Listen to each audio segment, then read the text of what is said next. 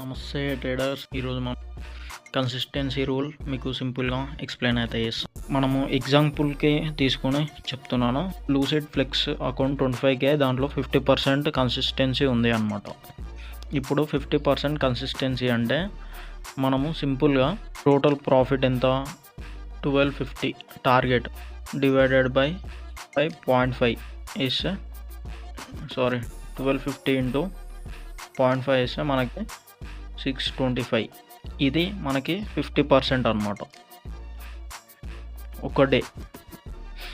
అంటే మనము సింపుల్గా చెప్పాలంటే దీన్ని మించవద్దు, దీని లోపల ఉండి మనము ఈ టార్గెట్ని రీచ్ అయితే మన 50% కన్సిస్టెన్సీని రీచ్ అవుతాం. ఇది సింపుల్ వే అనమాట.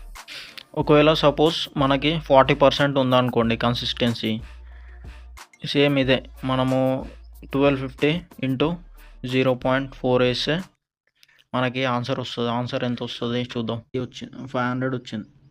500 లోపు ఉండేటట్టు చూసుకోవాలి ఒక డే ప్రాఫిట్ అంటే. ఇది మనకి 40% కన్సిస్టెన్సీనే మీట్ అవుతుంది. అంటే ఇలా మనము 500 అంటే 3 డేస్ చేస్తే మనకి ఈ కన్సిస్టెన్సీ అనేది మీట్ అవుతుంది. ఇప్పుడు 3 డేస్ చేస్తే కన్సిస్టెన్సీ ఎలా మీట్ అవుతుందో చూపెడతాను, చూడండి. ఇప్పుడు మన హైయెస్ట్ ప్రాఫిట్ వచ్చేసి 500 అనుకోండి. 500 డివైడెడ్ బై 500 3 డేస్ అంటే ఎంత వస్తుంది మనకి? 1500 వస్తుంది.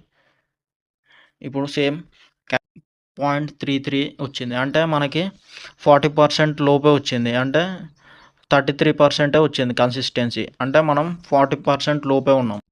సింపుల్గా చెప్పాలంటే ఇది మనం ప్రొఫెషనల్ వేగా చేయాలంటే, ఒకవేళ మనము 620 కంటే ఎక్కువ చేసామనుకోండి. ఇప్పుడు ఈ ఎగ్జాంపుల్ తీసుకుందాం. మీకు 40%, సరే ఇదే తీసుకుందాం 40%. ఇప్పుడు మనము 40%కి 500 వేయాలి కదా. ఒకవేళ నేను 500 చేయలేదు, నేను 600 లేదా 700 చేశాను, ఏమైనా ఇబ్బంది అవుతుందా అంటే ఏం ఇబ్బంది ఏమవ్వదు. జస్ట్ ఒక డే అనేది పెంచుకోవాలి అంతే సింపుల్గా. ఇప్పుడు 600 చేసాము, 600 ఒక రోజులో చేసాము. అండ్ మన ప్రాఫిట్ టార్గెట్ వచ్చేసి 600 అంటే ఎంత వస్తుంది మనకి? 600 ఇంటూ 1800 వచ్చింది. సపోజ్ 33% వచ్చిందన్నమాట. ఒకవేళ మనకి ఇక్కడ కొంచెం ప్రాఫిట్ తక్కువనా ఏం కాదు, ఎందుకంటే మనం 40% లోపే ఉన్నాం. ఈ ప్రాఫామ్లో మనము ఫస్ట్ డేనే మనము ఒకవేళ 600 చేసామనుకోండి, మనకు ప్రాఫామ్లో 100% చూపెడుతుంది. మీరు దానికి ఏం టెన్షన్ అవ్వాల్సిన అవసరం లేదు. మళ్ళీ డేస్ అనేవి కౌంట్ అవుతూ ఉంటే నెక్స్ట్ డే అనేది కౌంట్ అవుతూ నెక్స్ట్ డే ఇట్లా మనము 600 చేస్తే అది 50%కి పడిపోతుంది. Okay, thank you guys.